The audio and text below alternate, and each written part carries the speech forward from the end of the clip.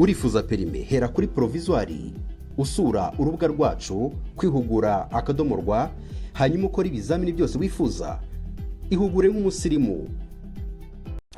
Reka tugusuhuze twifuriza ibihe byiza wowe mukunzi wacu hano ku rubuga rwa Today TV tukugezaho amakuru agiye atandukanye abera hano mu gihugu cy'u Rwanda ndetse no hanze y'u Rwanda. Na makuru arimo kuvugwa cyane muri uyu mugoroba turi tariki 27 z'ukwezi kwa karindwi.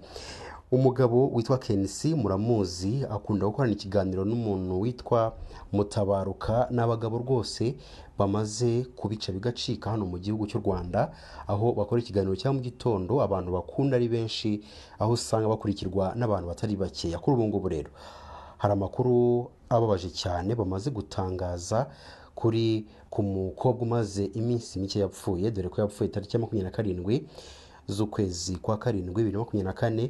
Aho rero bano bagabo bavuze amakuru ateye agahinda twifuza kukugezaho 5 kuri 5. Rero wowe ntucikwe n'aya makuru, turifuza ko uyagiramo uruhare aho uri butange ibitekerezo byawe, aho uri butange inyunganizi ku makuru turimo kugenda dutangaza umunsi ku wundi. Uhawe ikaze rero, ariko mbere ho gato reka tukubwire ngo kora subscribe kuko murabizi ko nakanya gato rwose ni segonda rimwe kuba wakanda kuri subscribe ugakanda na like kugira ngo amakuru yacu agere kuri benshi bashoboka. Kurikira iki kiganiro. Dore Imbogo yarapfuye mu bintu by'akajagari ariko rero Satani ni umugome. Dore Imbogo yari amaze nibura gufatisha. Dore Imbogo yari yarakeye, yaramaze kugira icyerekezo cy'ubuzima, wabonaga ko akeye pe, yarabaye inzobe. My dear, ikintu cyambabaje ingewe cyambabaje arembye abantu bavuga ngo ari muri comedy. nibyo nangiye kubwira kinarabibonye hari n'abavuze bya bintu byuvuga by'akajagari ko kuri YouTube. Nibone umuntu kuri YouTube arimo kuvuga ati sinumva n'ukuntu abaganga bakibogora batinyuka guha umuntu ngaze gukinira prank, niba ari prank niba ari comedy ngahanga. Ibyo bintu bya prank byarateye ku ma YouTube nyine abantu bakabikoresha babeshya, ariko barababeshya ntabwo arwaye. Ubu ibikoresho byo kugira ngo ngo nibisa yaravuze nibisamba. Hari no wavuze ko ahubwo ngo yakuyemo inda. Ariko reka mbabwire rimwe na rimwe ntekereza ko izi mbuga nkoranyambaga mugomba kwihangana nyine. Nge nzita rimwe na rimwe nk'ahantu buri muntu ashyiramo agaragaza ubwenge bwe. Nubwo hari hagaragaye umuntu uvuga ati nyamara ntabwo afite ubushobozi bwo kwivuza, turebe ko twamuteranyiriza ajye kwivuza rwose. n'abarimo kwivuga ati nta bushobozi mfite, imiti iri kumpenda. Ase Dore Imbogo rwose apfuye mu bintu bitunguranye mu buryo bw'amanzaganya pe. Sasa rero kambabwire rimwe na rimwe hari igihe cyo kuba seriye n'igihe cyo kujya muri blague zanyu n'ibindi. Umuntu ararembye bibona arimo ararira, ukajyaho ukatinyuka ukavuga ngo ni igisambo ngo nyamara murangira ababwiye ati views zizarikora muranse. Ubu se nk'abari babivuze ko amashusho yabo ari hanze barimo kubisubiramo, ubu barasaba imbabazi. Oya biranugukabya, barasenya izo channels zabo. Hari ikintu cyadutse abantu bagakora icyo bita character assassination. Je nabiboneye kuri uriya mwana urwaye kanseri. Ntuza umwe wavuye hanze ngo ko haje uje gupfa kutapfa. Mana yanjye urumva Imana se ntiyamurwana agakira. Urabyumva uriya mwana arimo ararwana n'ubuzima, arababaye buri kimwe cyose umuntu akajya aho ngaho amwibutsa ko agomba gupfa. Kandi namwe muzapfa, by the way, it's a matter of time, sibyo? Nza kongera kubona umugore wa nyakwigendera Inzahuke ibibazo yahuye nabyo. That kind iyo trauma bwayo kujya gufata umuntu ukamutorutira ugakora ibyo ukora byose umufatanya n'agahinda. Nza kubona Wes ninde wundi nabonye abantu bibasiye mu rwego rurenze kwemera. Ninde da Platini baramwibasiye ku rwego rukomeye, ariko ntibabizi ko biriya ubwabyo bigize icyaha. Nuko kurega aba bantu bamwe na bamwe akenshi abantu babihorera ariko hari ibintu bakora bagakabya. Ugiye ku muntu, ugiye ku mugore, ugiye seriously. Ikibazo kiba cyugarije umuntu ntawe kitafata pe. Kandi yari mu nzira y'ubutabera kugira ngo ubutabera butangwe. None ukicara ariko atangira gusimbura ubutabera ukavuga amagambo.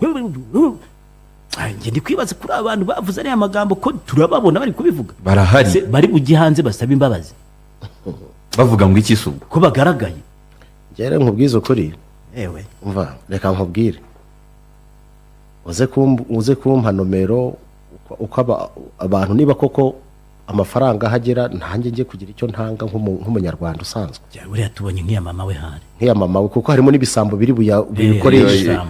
Iyo ariko nabonye bitangazamakuru byinshi byatangaje ni ya Gerard Mbabazi uriya yamugezaho arizewe ya Gerard si Mbabazi umunyamakuru kuri RB nabonye kuko niwe wa mbere wamuteje imbere kandi ari mu bantu bamuzamuye ari no mu bantu burenze kuba yarya amafaranga ya rubanda oya njye ntabwo nigeze nduta kuri credibility ye ariko ntekereza ko abantu bakwiriye gufasha uyu mukobwa kuba yaherekezwa uyirwanyeho n'umuryango ukagira uko usigara n'abari abana be bakagira uko babaho afite abana nabonye baberekanye nyina ariko basobanura ati uyu nguyu yamubyaranye n'umuntu wamuhohoteye afite 18 ariko undi ise yaramugumanye Nyagatare uzi ko buriya dore imbogo yari afite ibikomere byinshi n'ubwo yari afite ibikomere pe niyo mpamvu ubuzima bwe butajyaga hanze cyane Satani ni umugome haramushimuse wana pe nabonye hari umuvugabutumwa uri kuvuga ngo gukenyuka birangiye ntabwo njya mbivugaho kuko bamwe baravuga ni ubuhanuzi buba bwabaye abandi simbizi ubwo wenda niba byarabaye ariko umuntu shitani iramujyanye byarabaye iyo umuntu nk'uyu nguyu muto yapfuye abakenyutse kwa tubyemereye ariko buri muntu agira umunsi burya umuntu agira umunsi we ariko buriya imyaka tuba twaragenewe byibuza 70 nyuma yaho abantu bakwiriye guserebura ubuzima bwawe kabisa ariko munsi ya 70 ubukenyutse umuntu urabona Gerard Mbabazi amubwira nyandikire yes kuri 07834551 ariko nanayibaza bagenzi be bakora nari haruguru oya ntacyo ariko iyo nomero bayiduhe tubwire n'abantu bagerageze rwose hari abamurebye muraseka hari abakoze ibiki hari abo yashimishije reka tuba abantu bazima kamere ko bimeze yes kandi ikintu cya mbere burya ukeneye abantu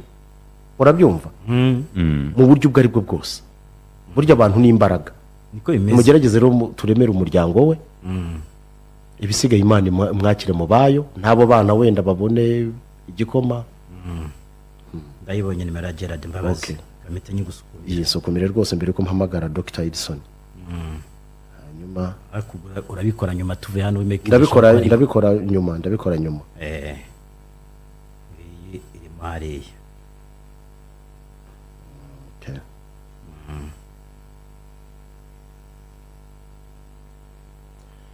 inamwanditseho ya nimero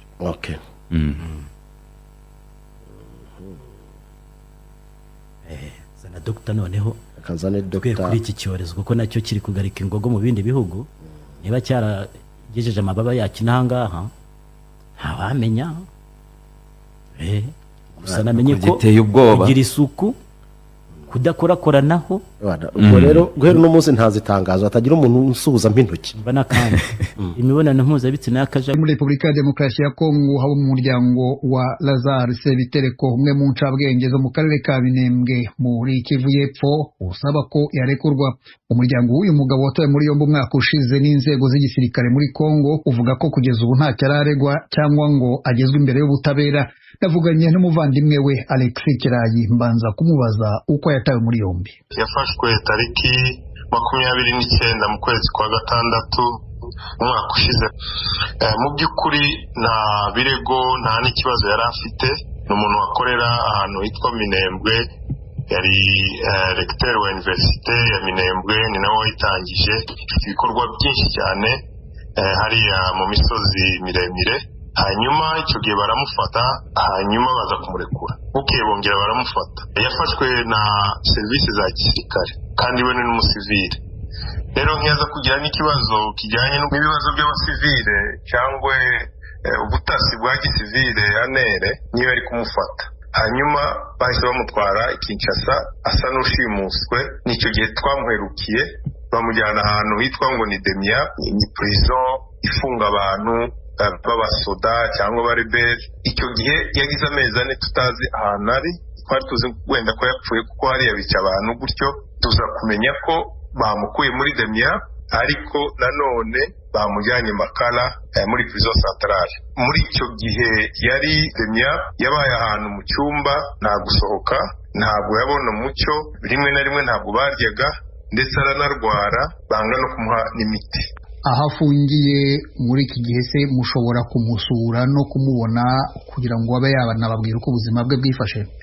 ubu turashobora kumusura ariko nyine biba bigoye, murazi muri Kongo mutanga ruswa, ariko nyine turashobora kumusura tukamubona, ariko bamwangiye kuja kwivuza kuko n'umuntu wenda wakagombye kuja kwivuza yagize ayo mezi 4 ativuza, ararwara ndetse yatakaje ibiro birenga 30.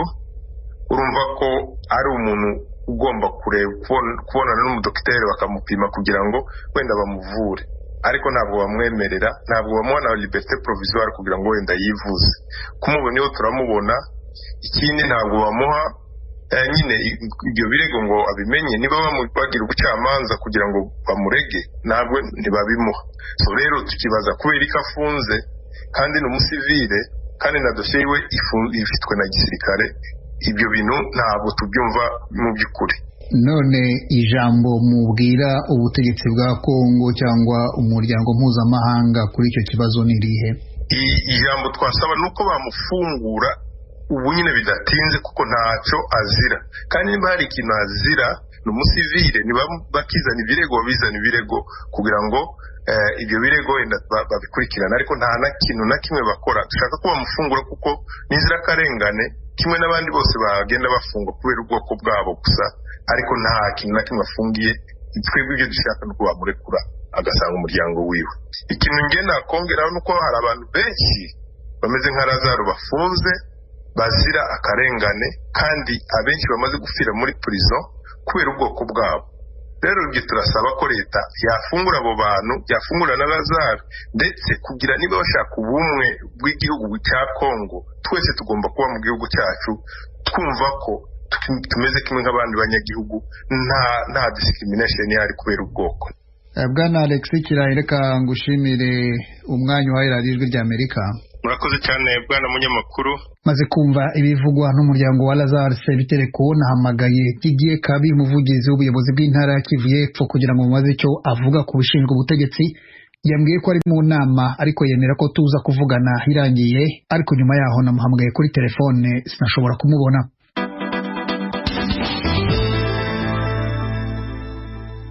Abanyamategeko bunganira umunyapolitike Victoire Ingabire utavuga rumwe n'ubutegetsi baheruka gusohora itangazo rinenga amagambo Perezida wa Repubulika y'u Rwanda Paul Kagame aheruka kumuvugaho. Muri iri tangazo barasaba Perezida Kagame guha Ingabire uburenganzira bwo gukora politike, guca intege no kwamagana ibishobora kumuhungabanyiriza ubuzima cyangwa isura ye muri rubanda, no kumurindira umutekano. Ku murongo wa telefoni Kigali navuganye na Madamu Victoire Ingabire, mbanza kumubaza niba ari we wasabye abunganizi be kwandika ririya tangazo. Nibyo bibwirije barakora kuko banyunganira mu mategeko, ariko bahangayikishijwe n'umutekano wanjye kuko kuva nabasaba ngo bambere banganiza amategeko bakurikirana akantu kose kambayeho, akantu kose kavuzweho. Uzi ko dufite urubanza muri urukiko rwa Afurika y'Uburasirazuba, ubwo rero utuntu twose bagenda bakusanya kuko barimo barashaka ibimenyetso byose tuzakoresha mu gihe cy'urubanza. Ubwo rero niyo mpamvu babonye izo nyandiko birabahangayikisha, banambaza niba bafite ubwoba. Ndababwira hari ibintu birimo bivugwa mu gihe cya kampanye, abantu bavuga ibyo bashatse ko amatora bizarangira, ariko nyuma y'amatora habaye abantu benshi bakomeza kugenda bavuga amagambo mabi, bagira impungenge bagati ibi bintu tugomba kubyamagana. Ubuyobozi bw'igihugu tukabasaba ko bwakurindira umutekano. Nabashimiye rero kimwe no ko nashimiye abandi banyarwanda bose hirya no hino bakomeje kunyereka ko turi kumwe muri ibi bihe bisa nkaho ndimo gukorerwa itotezwa.